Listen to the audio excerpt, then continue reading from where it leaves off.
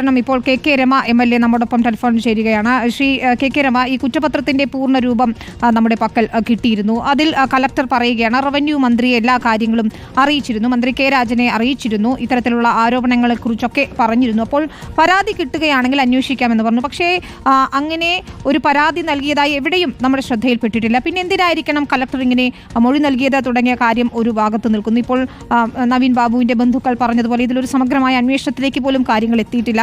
മാത്രവുമല്ല, കുറ്റപത്രത്തിൽ ഈ ആത്മഹത്യാ പ്രേരണ മാത്രമാണ് അന്വേഷിച്ചിരിക്കുന്നത്. മറ്റാരോപണങ്ങളിലേക്ക് ഒന്നും അന്വേഷണം നീങ്ങിയിട്ടേയില്ല.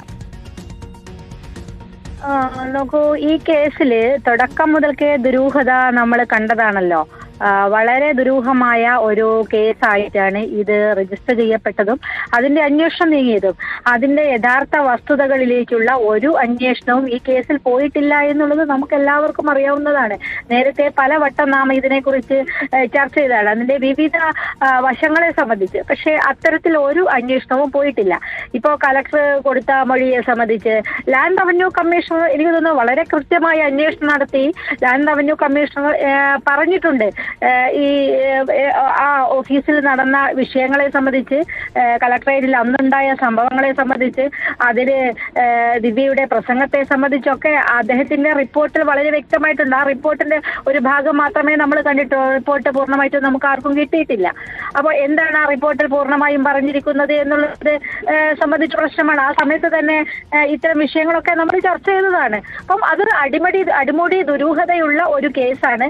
സമഗ്രമായ അന്വേഷണം ഇതിനകത്ത് പോയിട്ടില്ല. കുറ്റക്കാരെ ഒളിപ്പിക്കാൻ വേണ്ടിയുള്ള എല്ലാ ശ്രമങ്ങളും ഇതിനകത്ത് ഭരണ നേതൃത്വത്തിന്റെ ഭാഗത്തുനിന്ന് ഉണ്ടായിക്കൊണ്ടിരിക്കുന്നു. അതിന് കളക്ടർക്ക് വലിയ പങ്കുണ്ട് എന്നുള്ളതും നമുക്കറിയാവുന്നതാണ്. മാത്രമല്ല, ഈ കുറ്റപത്രത്തിൽ നിരവധി ലൂപ്പ് ഹോൾസ് ഉണ്ട് എന്ന തരത്തിൽ തന്നെയാണ് ചർച്ചകൾ വരുന്നത്. നമുക്കത് വായിക്കുമ്പോഴും പലപ്പോഴായി അത് തന്നെയാണ് മനസ്സിലാക്കാനും കഴിയുന്നത്. ആരെയോ രക്ഷിക്കാൻ എന്ന മട്ടിൽ തന്നെയുള്ള ഒരു കുറ്റപത്രം എന്ന നിലയ്ക്ക് തന്നെ കാണണമെന്നാണ് കുടുംബവും ഇപ്പോൾ പറയുന്നത്.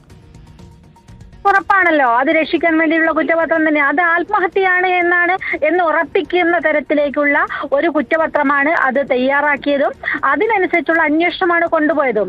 അന്വേഷണം മുഴുവൻ നിങ്ങൾ നോക്കൂ, നമ്മൾ ഏത് തലത്തേക്കാണ് അതിന്റെ അന്വേഷണം പോയത്. അതിന്റെ ഈ ബന്ധുക്കൾ വരുന്നതിന് മുന്നേ പോസ്റ്റ്മോർട്ടം നടത്തിയത്, ഇൻക്വസ്റ്റ് നടത്തിയത്, അത്തരം സംഭവങ്ങളിലൊക്കെ ഒരുപാട് ദുരൂഹത പറഞ്ഞു ഇറങ്ങിയിട്ട് എവിടേക്ക് പോയി എന്നുള്ളതിനെ സംബന്ധിച്ച്, റെയിൽവേ സ്റ്റേഷനിൽ എന്തിനു പോയി എന്നതിനെ സംബന്ധിച്ച്, അങ്ങനെ ഒരുപാട് ഇതിനകത്ത് കുറേയേറെ ആസ്പെക്ട്സ് ഉണ്ട്. പക്ഷെ അവിടേക്കൊന്നും അന്വേഷണം പോയിട്ടില്ല. അന്വേഷണത്തിൽ ഒരൊറ്റ കാര്യമേ ഉള്ളായിരുന്നു, ആത്മഹത്യ ചെയ്താണ്. ഈ പ്രസംഗത്തിന്റെ പേരിൽ അദ്ദേഹം ആത്മഹത്യ ചെയ്തു. അത് മാത്രമാണ് കുറ്റപത്രത്തിൽ ഉണ്ടായതും അത് വരുത്തി തീർക്കാൻ ആവശ്യമായ ശ്രമങ്ങളാണ് എല്ലാ അർത്ഥത്തിലും ഈ കേസിൽ ഉണ്ടായത്. ശരി, അതാണ് കെ രമ MLA ആണ് നമ്മോട് പ്രതികരിച്ചത്.